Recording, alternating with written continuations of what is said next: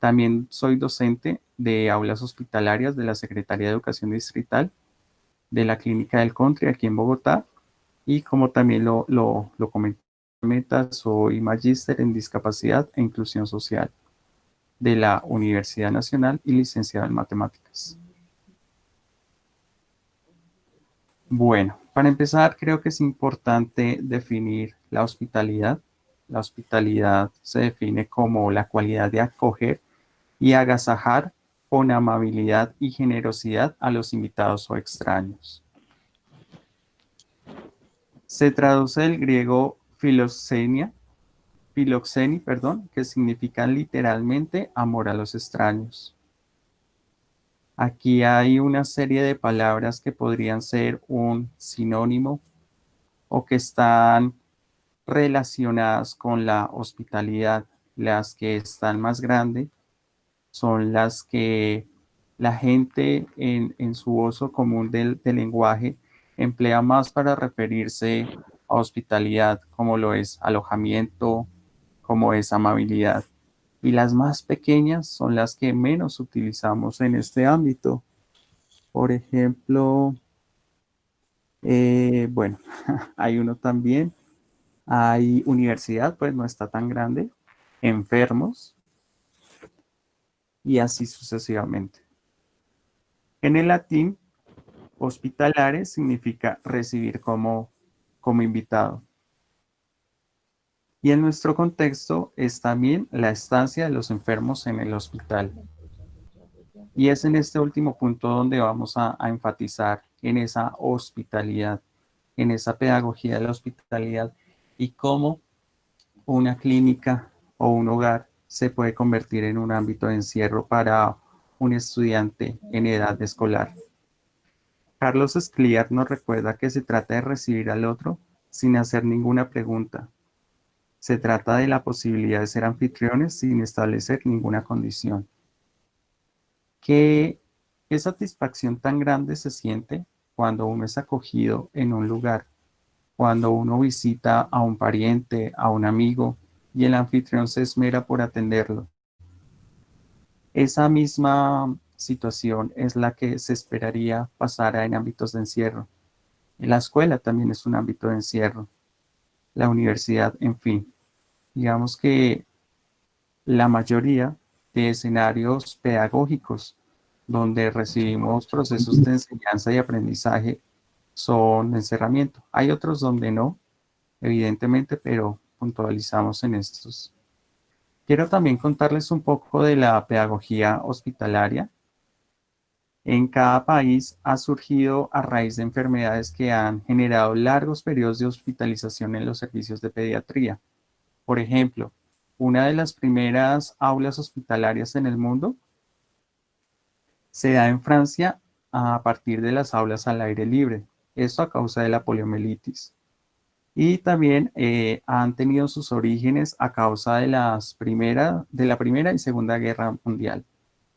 Esto por la necesidad de generar cuidados en la salud física y psicológica, perdón, de las víctimas del conflicto, de los menores, y también enfermedades asociadas a la guerra. La primera experiencia documentada que tenemos en Colombia data del año 1971 en el Hospital de la Misericordia.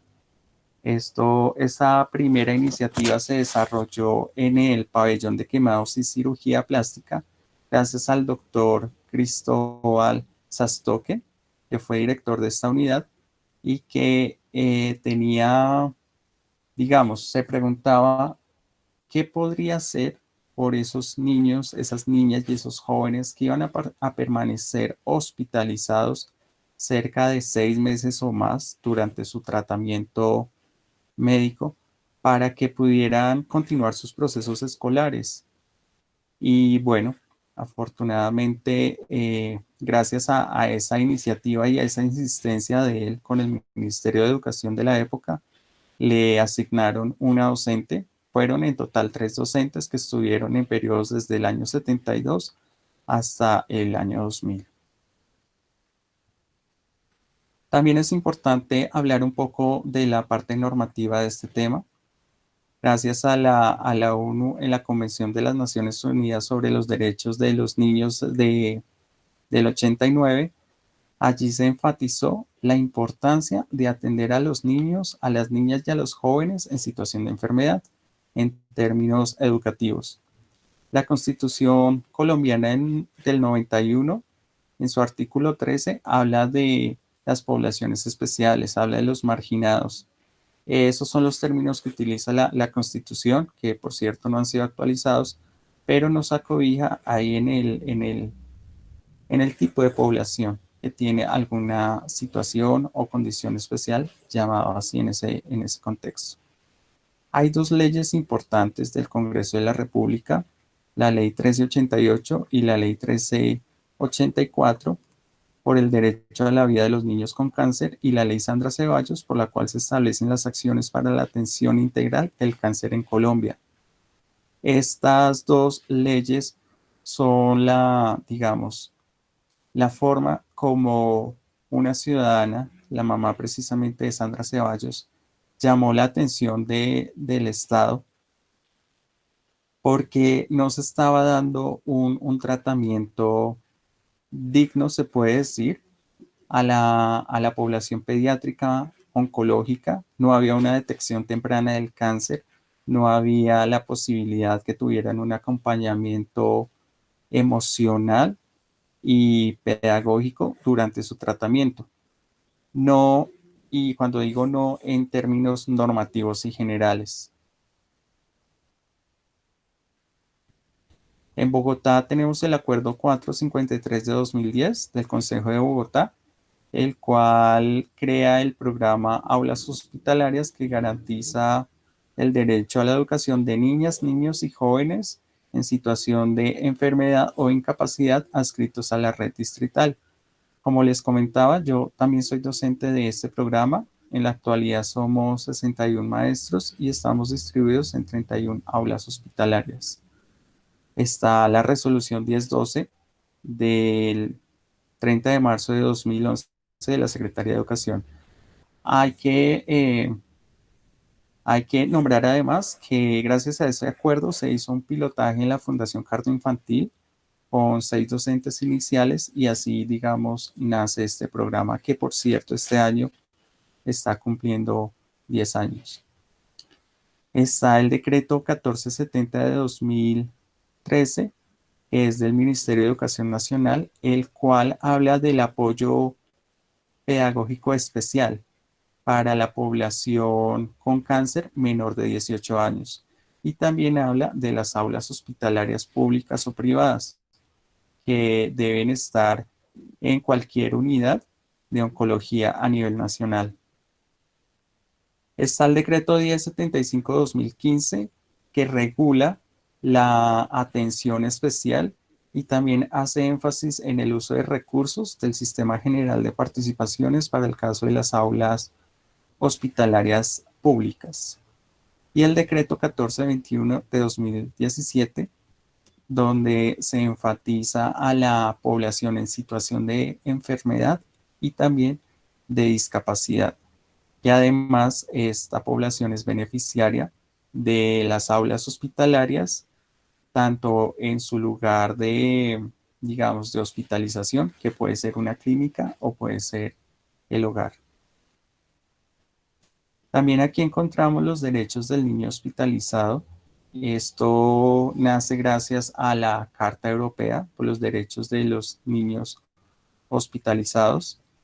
No es un tratado internacional, pero muchas entidades prestadoras de salud, instituciones prestadoras de salud en Colombia, han hecho un decálogo de los derechos de las niñas y los niños hospitalizados, especialmente digamos, en instituciones netamente pediátricas o donde se ofrece este servicio. No es una ley, por decirlo así, que sea vinculante o que sea de obligatorio cumplimiento en cuanto a que deben existir los derechos de los niños hospitalizados en cada entidad, pero sí, cada entidad ha hecho sus adaptaciones y se ha encargado por publicar los derechos de los niños y las niñas hospitalizados.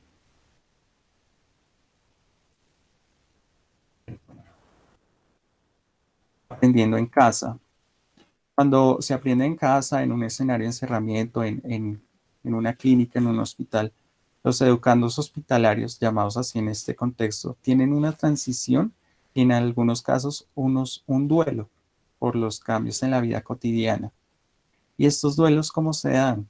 Cuando se pierde el cabello, cuando pierdes tu vida regular y ya no puedes reunirte con tus compañeros de clase, ya por un tiempo prolongado no vas a poder asistir al colegio, no te vas a poder reunir con la familia y además vas a estar unos periodos hospitalizado y otro en casa, y es como una hospitalización en casa.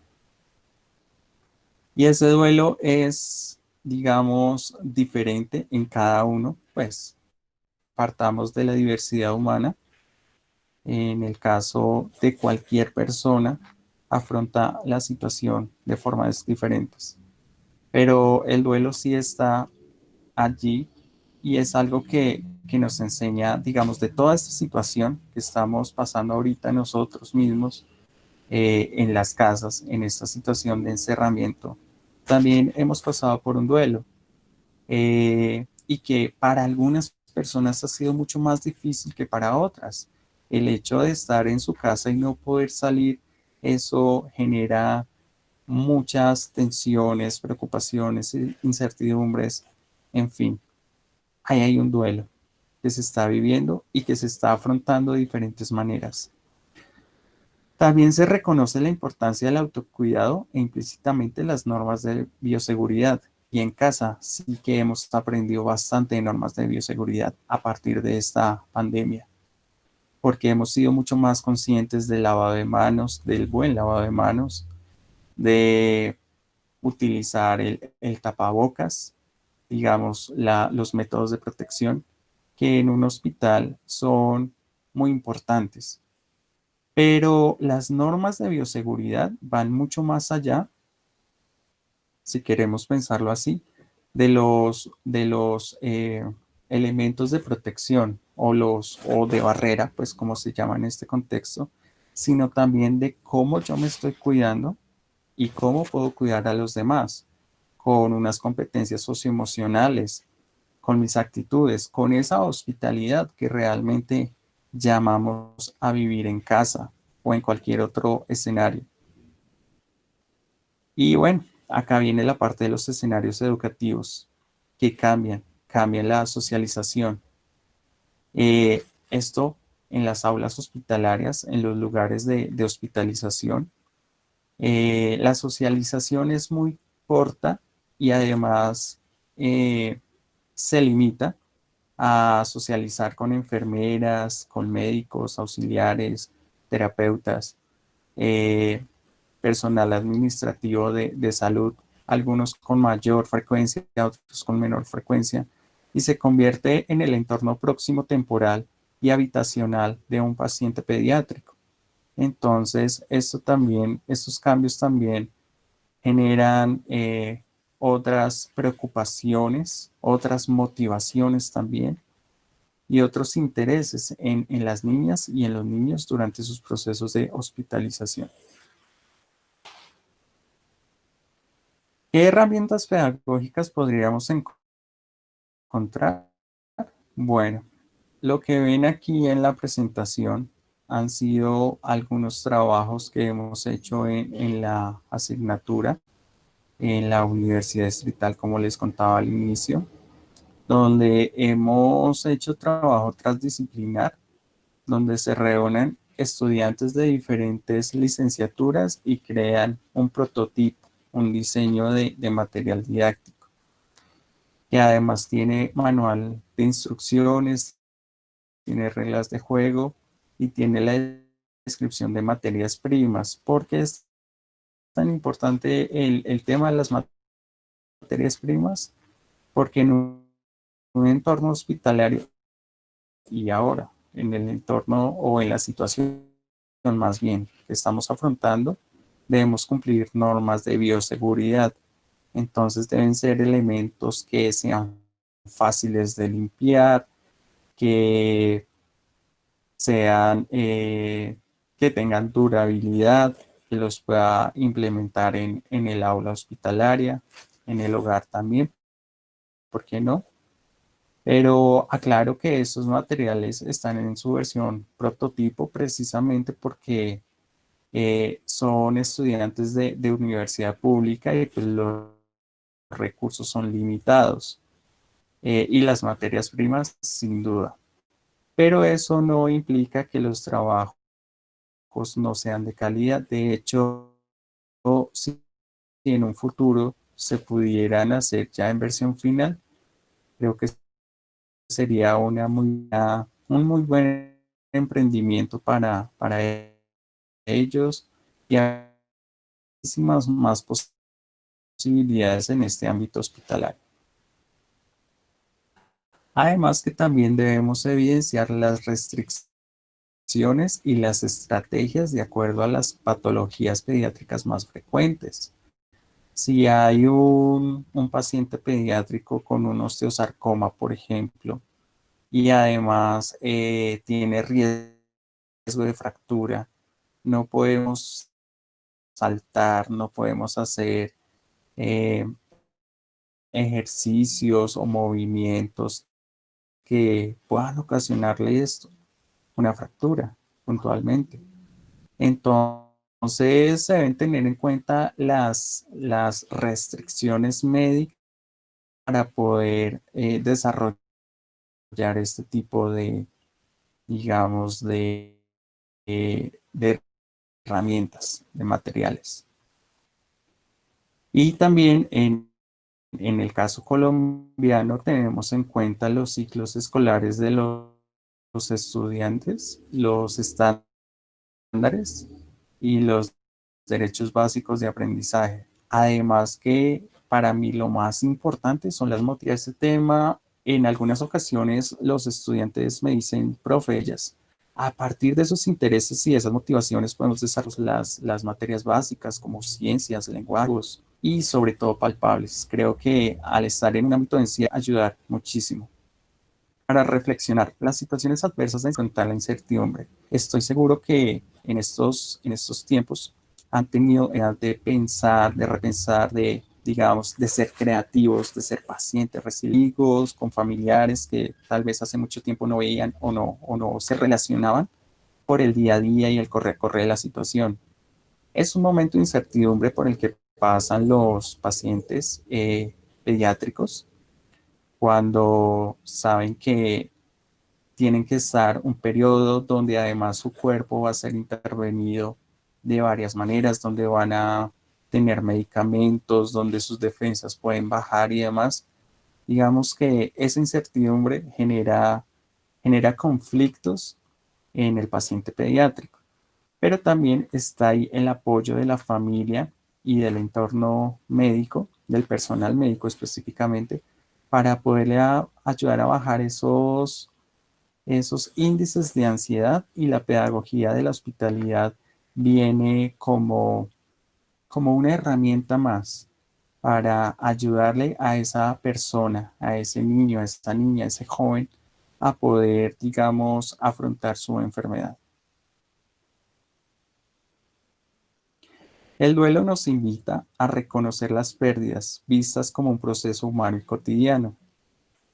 Todos, bueno, no puedo decir que todos los días, pero sí en algunos momentos de la vida nos enfrentamos a pérdidas. Puede ser un familiar que fallece, puede ser una ruptura amorosa, puede ser una amistad que se terminó, que ya, digamos, por alguna circunstancia de la vida terminó, perder el trabajo, perder una asignatura, en el caso de estar estudiando. Hay muchas cosas que se pierden y eso generan un duelo, pero entonces la pregunta va más allá y es, ¿cómo podemos abordar eso que es tan cotidiano y tan humano?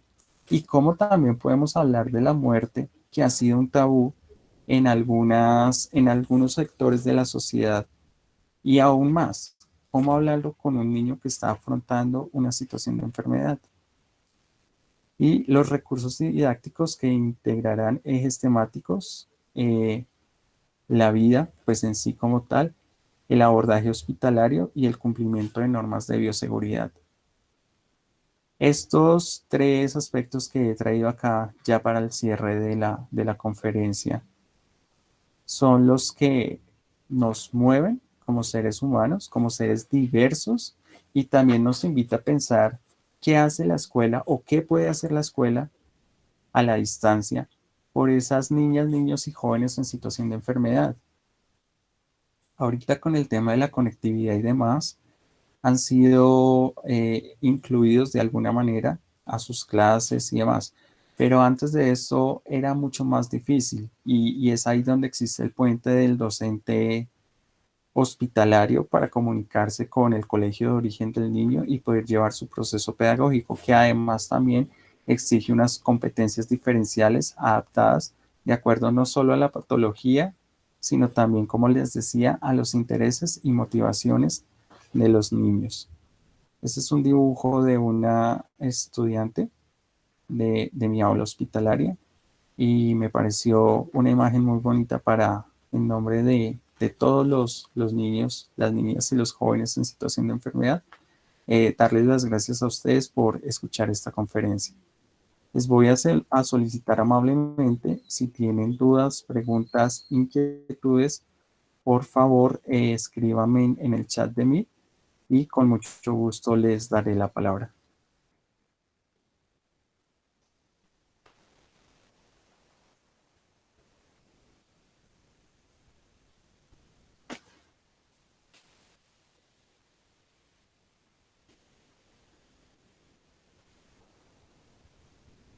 Margarita Giraldo, ¿tienes la palabra? Perdón, Margarita Galindo.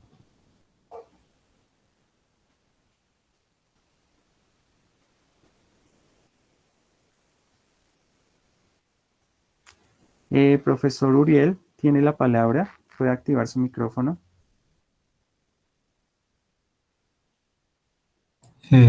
Gracias, Camilo. Muy buenas noches. Me interesa conocer la postura que tienen en la Secretaría con el trabajo que tienen en las aulas hospitalarias.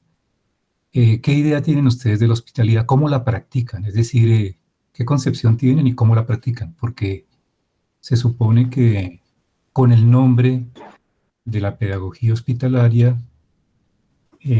todo el que participa entonces en un hospital, de hecho, ya es un pedagogo hospitalario. ¿Cómo hacen ustedes para diferenciar quién sería o no hospitalario? Bueno, es una pregunta muy válida, además porque el contexto hospitalario se asocia a hospital, eh, que no es solo hospital. Un pedagogo hospitalario se podría entender, o lo entiendo yo, pues esta es una posición muy personal, como un profesional, un licenciado, un profesor que está en un contexto clínico llevando a cabo procesos pedagógicos. Así es como yo lo entiendo. Ahora, para mí la pedagogía de la hospitalidad es una herramienta que me permite tener en cuenta la parte socioafectiva, la parte físico-recreativa y metacognitiva de mi estudiante hospitalario.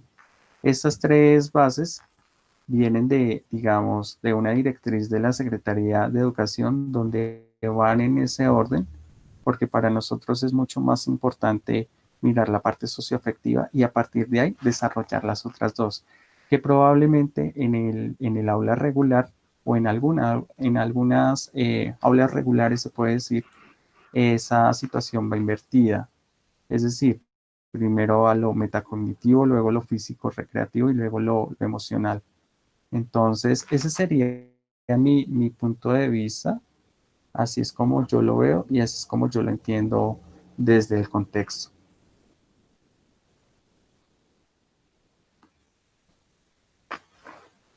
Es que hago la pregunta por lo siguiente, digamos, mm, ¿cuál es la singularidad que tendría la pedagogía en los hospitales? ¿Es el contexto solamente?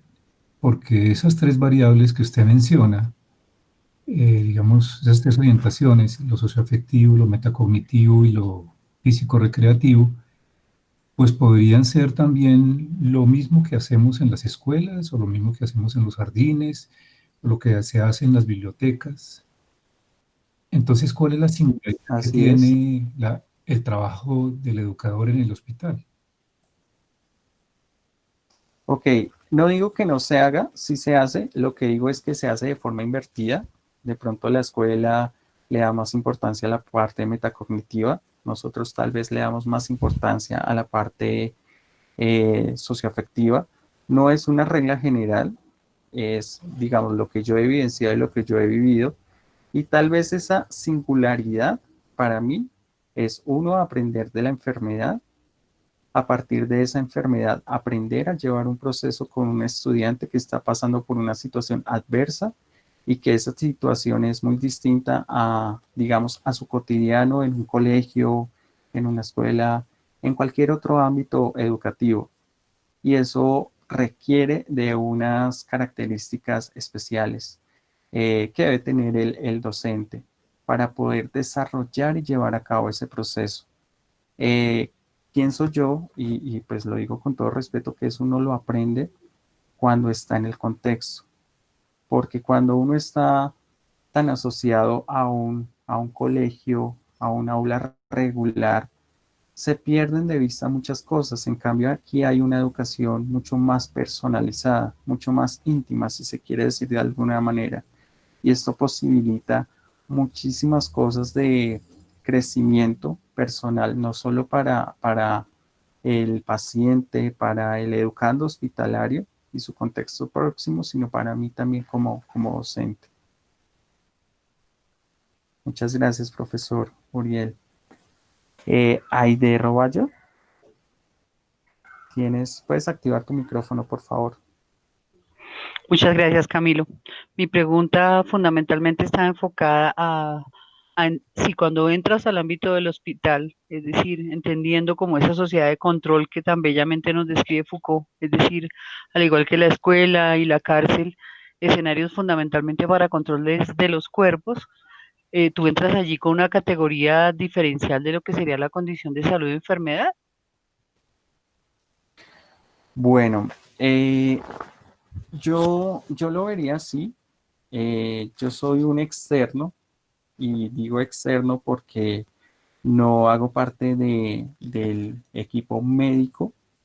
Soy un externo, soy un pedagogo y mi estudiante, para mí es primero estudiante antes que paciente, que tiene unas situaciones y unas condiciones, digamos, causadas por una situación o condición de enfermedad, sí, pero para mí él es el estudiante.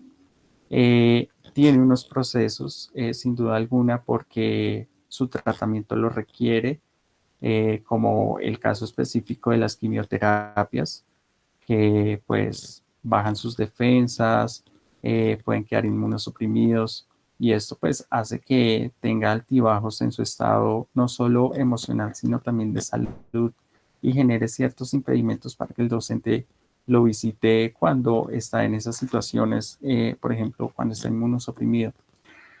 Pero para mí es un sujeto de derechos, es una persona, es un estudiante que tiene todas las capacidades y todas las posibilidades de cualquier niño de su edad y que además lo que he podido ver en todos estos años que llevo de trabajo es que lo ven también como una posibilidad de olvidar momentáneamente su enfermedad o bajar esos índices de ansiedad que les hablaba hace un rato durante su tratamiento médico.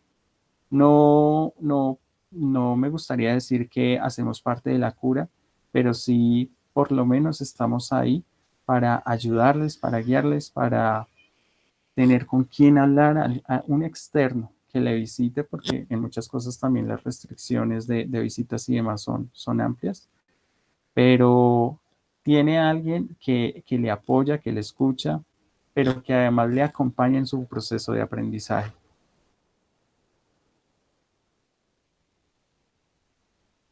Muchas gracias. Diego Alberto Chitiva, puedes activar tu micrófono. Hola, buenas tardes. Buenas tardes. Mi pregunta era como más una inquietud referida a esta pedagogía de la hospitalidad, porque entiendo, digamos, que hay ciertas condiciones muy específicas de la persona en un hospital y tú nombrabas en particular el tema de que hay una suerte de duelo. Eh, Eso me llevaba a pensar que quizá este tipo de pedagogías puedan ser aplicables en otros contextos, quizá por ejemplo contextos de guerra, trabajo con comunidades indígenas. Mi pregunta era por esa posibilidad de extrapolar este tipo de pedagogías y los recursos didácticos que ésta involucra en estos otros contextos. Sí, y considero que la pedagogía de la hospitalidad sea en cualquier contexto donde haya un proceso de enseñanza y aprendizaje, en cualquier comunidad de aprendizaje, en el barrio, en la calle.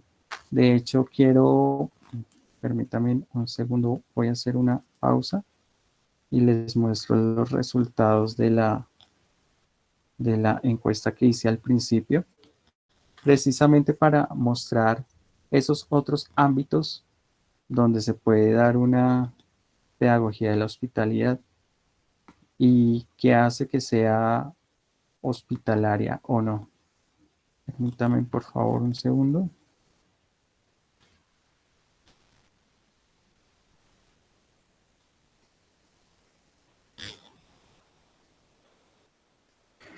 Mientras tanto, creo que los colegios, las universidades, los jardines deberían ser esos primeros lugares hospitalarios, de pedagogía hospitalaria, pienso yo. Como lo decía al principio, es muy grato cuando llegamos a un lugar y sentimos la acogida. Y también he pensado, por ejemplo, en las cárceles. ¿Cómo llevar una pedagogía de la hospitalidad a la cárcel si la cárcel se entiende y se conoce como un lugar hostil? Entonces, perdón, Diego, ¿me puede confirmar si ve la pantalla los resultados de la encuesta? Sí, señor, se Sí, ve ahorita. perfectamente. Ah, perfecto, muchas gracias. Entonces, bueno, ahí hay unos resultados de lo que ustedes eligieron previamente, antes de iniciar la conferencia. Y creo que el hecho de que haya habido mayoría entre ustedes en escoger una clínica o un hospital, tal vez puede estar condicionado al tema o al ámbito en el que se desarrolla esta conferencia. Pero si miramos también puede ser hospitalario la casa donde habitamos y allí, digamos, es una fuente de procesos de enseñanza y aprendizaje inagotable. Toda la vida estamos aprendiendo y es un espacio hospitalario también. Las instituciones educativas, paradójicamente, no son el lugar más hospitalario para nosotros. Y ahí va si están estudiando en la actualidad, si estudiaron, si el último lugar, pues, donde estudiaron y demás. La calle, que puede ser muy hostil, pero también puede traer momentos muy hospitalarios, muy amables. El trabajo actual, bueno, no es tan hospitalario. Un hostal, un hotel, pensaría uno que son espacios donde uno se siente bien atendido, donde se siente a gusto, pero hay lugares más hospitalarios que ese, evidentemente. Y bueno, la casa de un mejor amigo o de una amiga donde uno se siente bien. Pero volviendo, Diego, un poco a lo que decías, sí, esta pedagogía se puede llevar a otros contextos y creo yo que debería estar implícitamente en todos los contextos donde ocurra una interacción o un intercambio de conocimiento y eso sin duda alguna incluye a las poblaciones indígenas. Eso incluye a la diversidad humana, si queremos decirlo de una mejor manera.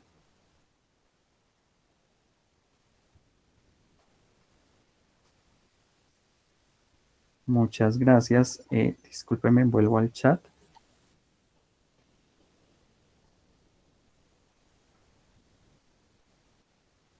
Luz Dari Velasco, ¿puedes activar tu micrófono, por favor?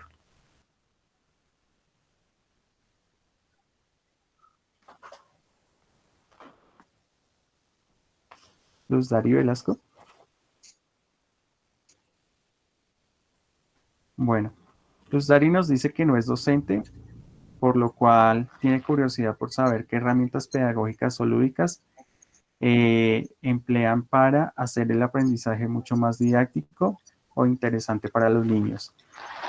La curiosidad creo que es la fuente más importante para llevar a cabo un proceso pedagógico. Y en un aula hospitalaria yo creo, pues es una convicción, que cuando el estudiante tiene la posibilidad de interactuar con un dispositivo, con una herramienta pedagógica y que sea palpable, creo que eso posibilita muchas cosas porque está la interacción, está la socialización, está la curiosidad, la posibilidad de mirar qué es lo que trae el profe y cómo lo va a usar. Hay varias fases, pero la más importante para mí es esa interacción inicial donde él o ella se enfrentan a esa herramienta didáctica y se preguntan cuál es la finalidad. Ellos pueden hacer sus propios juegos, sus propias versiones, de acuerdo a la edad también, pero esas herramientas didácticas potencializan muchísimo el interés y la motivación del estudiante. Puntualmente creo que cuando, cuando se llega al aula hospitalaria con una herramienta como, por ejemplo, un dominó de razones trigonométricas, pensando en un estudiante de 10º grado, empieza a ver ciertas relaciones y ciertas representaciones distintas o diferentes a las habituales, pero que a la final tienen el mismo concepto. Entonces también son como, podríamos hablar un poco del diseño universal para el aprendizaje y digamos, el primer principio, que es las otras formas de comunicar. Y esto en el aula hospitalaria se trabaja muchísimo. Marco Tulio Maecha, ¿puedes activar tu micrófono? Gracias, muy buenas noches, profesor Camilo. Primero que todo, pues felicitaciones por su charla, por su trabajo. Creo que esto habla de una vocación definitivamente más que de docente a más de una calidad que se necesita de ética y como personas para poder desarrollar un trabajo de estos. Yo, más que docente o mucho menos pedagogo, yo soy profesor, curiosamente, de ciencias de la salud y en ese hospital universitario que mencionó en algún punto en su presentación.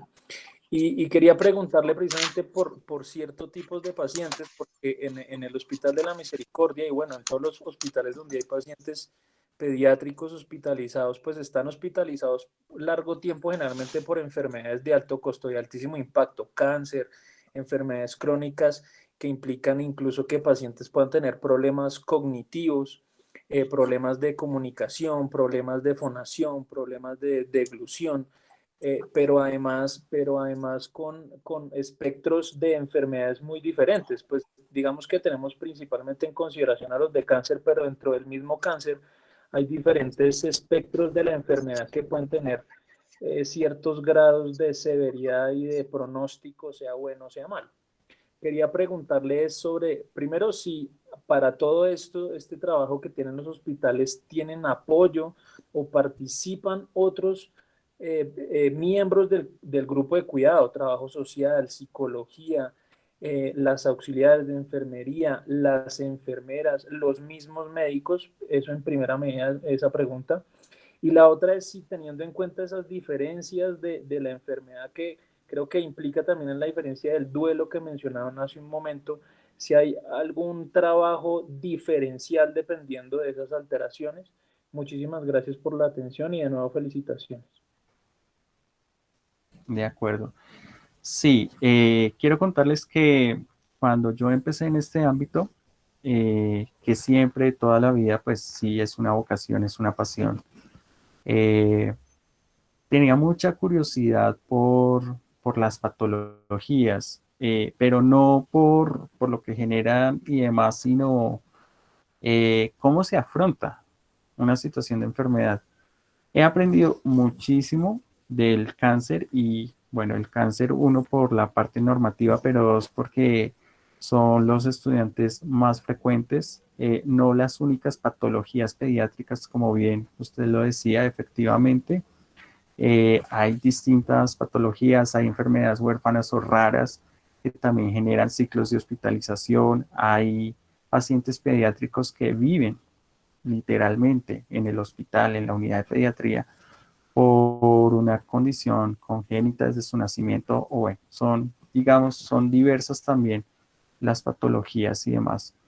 Pero los niños y las niñas son los que me han enseñado muchísimo acerca de su enfermedad, porque ellos saben los medicamentos que toman, saben los síntomas, saben muchísimo. Este trabajo va de la mano con psico-oncología, con oncología, pediatría, con especialidades médicas. Las enfermeras jefes también son aliadas de, por decirlo de alguna manera, y las auxiliares de enfermería también. Especialmente hay trabajos donde se les piden a los niños hacer encuestas, por ejemplo en matemáticas, que es como mi campo especial, y allí ellas nos ayudan para resolver encuestas, para hacer procesos de medida, de talla, medidas de capacidad, de magnitud y demás, que se vuelve de alguna manera interactivo. O si ellos tienen alguna duda, consulta, sobre todo en ciencias naturales, en anatomía, en, digamos, en todo lo que tiene que ver con biología, también hay un aporte importante. Si, digamos, nos interesa saber qué restricciones tienen los pacientes para, evidentemente, hacer una adaptación o una flexibilización y poder llevar a cabo su proceso pedagógico de la forma más regular posible. Trabajo social también hace parte del equipo y adicionalmente la Secretaría de Salud. Nosotros somos Secretaría de Educación, pero el programa es en alianza con la Secretaría de Salud. Ellos nos brindan a los docentes capacitaciones en manejo del duelo, nos capacitan, digamos, en varios temas como normas de bioseguridad, también tenemos un curso de primer respondiente, por ejemplo. Hemos aprendido muchísimo, tenemos, digamos, esa forma de trabajar al lado del personal de salud y también ellos han entendido nuestra labor y la importancia que ha tenido en el proceso de recuperación, de observación de las niñas y los niños. Es algo realmente muy gratificante. Alejandra Martínez, puedes activar tu micrófono. Muchas gracias, profe Marco.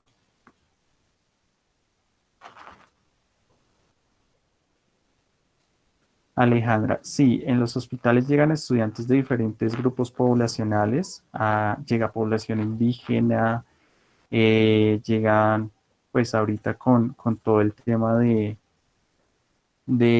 la migración de venezolanos, llegó población venezolana y también vienen remisiones de población fuera de Bogotá, no sé, del Amazonas, de Guainía, digamos, de lugares muy lejanos que pues no tienen los servicios que nosotros tenemos acá en términos de pediatría.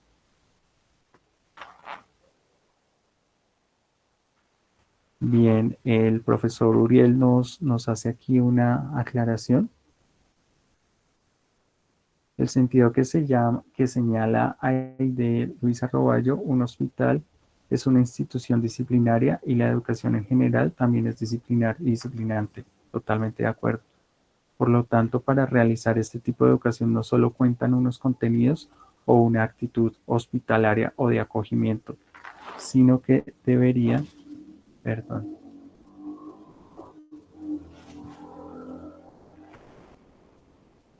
sino que debería haber una formación especializada de los pedagogos que ejercen en contextos sanitarios. ¿Qué formación especializada reciben los pedagogos de la Secretaría de Salud, Educación?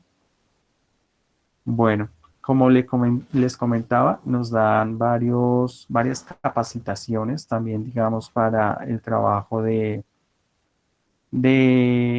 estudiantes, pacientes, digamos, con algún tipo de enfermedad mental. Tenemos en la actualidad dos instituciones donde se presta esa atención, y también nosotros tenemos dos profesores de aulas hospitalarias. Dos compañeros míos están en esos ámbitos. Estoy de acuerdo con usted, profesor Uriel, que sí debería haber una especialización, debería haber una maestría, debería haber un interés por, por tener una formación en el ámbito. Eso sí, estoy muy de acuerdo con usted, pero lastimosamente la oferta es poca. En nuestro país son pocas las iniciativas que existen en términos de pedagogía hospitalaria, y su divulgación también es muy poca. Estos espacios nos permiten dar a conocer que existen estos ámbitos pedagógicos dentro de una clínica, dentro de un hospital, o también en la casa, en el caso de los pacientes pediátricos que están en hospitalización domiciliaria. Y creo que si hubieran muchas más aulas hospitalarias a nivel Colombia, deberían haber estos espacios. Sin embargo, nosotros en la Universidad Distrital, con alianza con la Universidad Nacional, en el mes de octubre vamos a hacer un precongreso virtual, pues dadas las circunstancias, para visibilizar precisamente las aulas hospitalarias, no solo en Colombia, también a nivel latinoamericano y iberoamericano.